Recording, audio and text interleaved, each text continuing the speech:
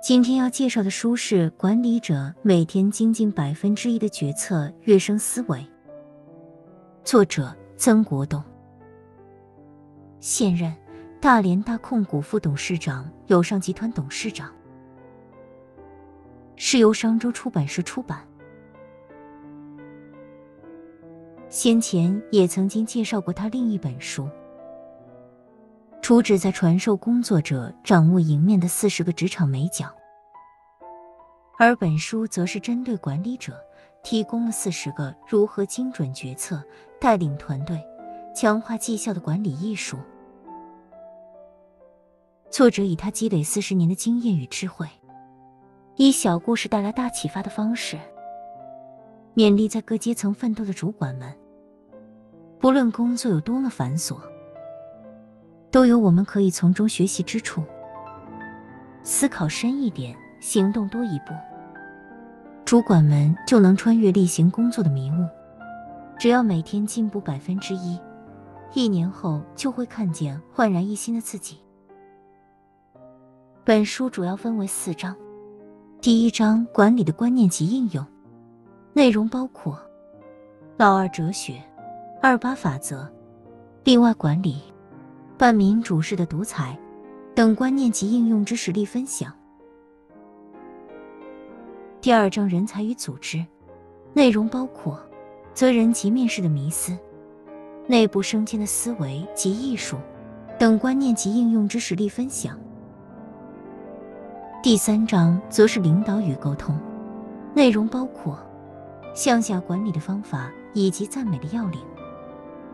第4章则是创新服务，内容包括如何从内部多一小步服务开始，以提高客户满意度，以及如何建立活的 SOP， 使服务有感。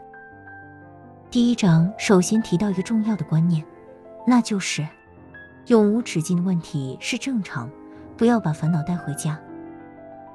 作者提到，当初他创业很困难，先是烦恼有订单，但缺乏资金备货，后来资金问题解决，又烦恼被退货、被倒账，解决后又有人才不足、海外设点等问题。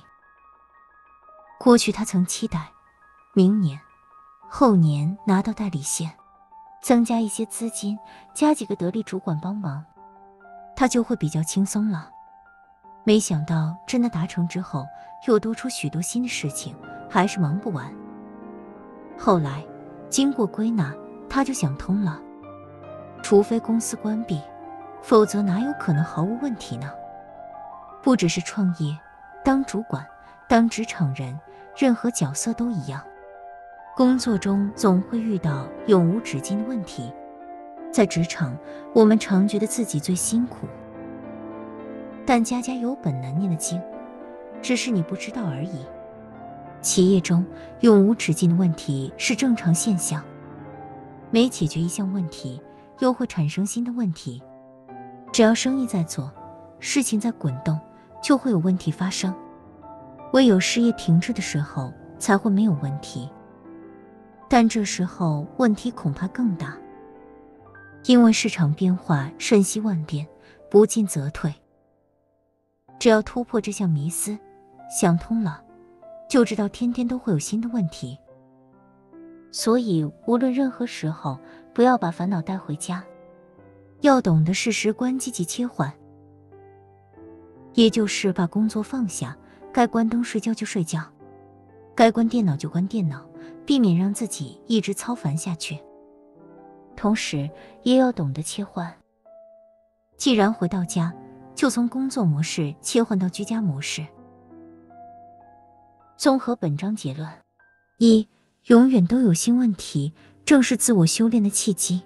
做好心理建设，把职场中的问题当作正常，你就不会烦躁不安，而能静下心来把事情处理好。在心里预先设定95%是坏消息，只有5%是好消息，甚至全部都会是坏消息。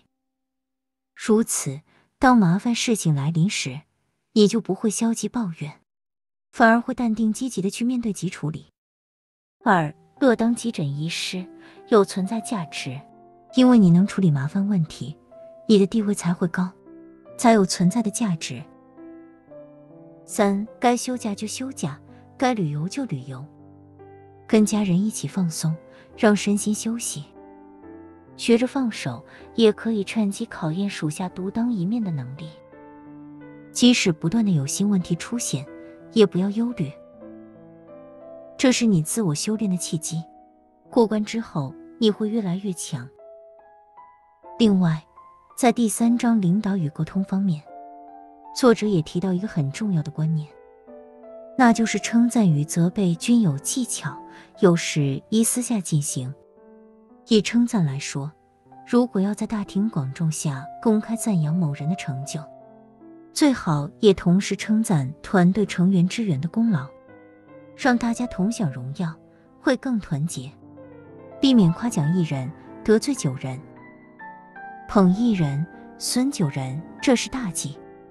职场上的赞美有时候要私下低调进行，以免让接受称赞的人反而被孤立。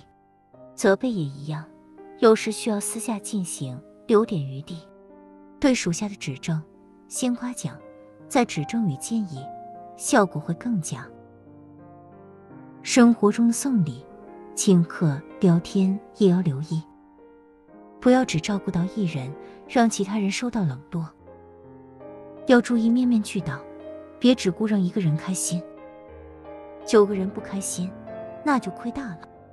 创造欢欣的氛围，感染而营造成团体好氛围，将正面感染力带入管理，营造团体氛围，传递公司良好价值，迈向多一小步服务的方向。以上就是今天分享，欢迎留言、按赞及订阅，谢谢观赏，下次再见了。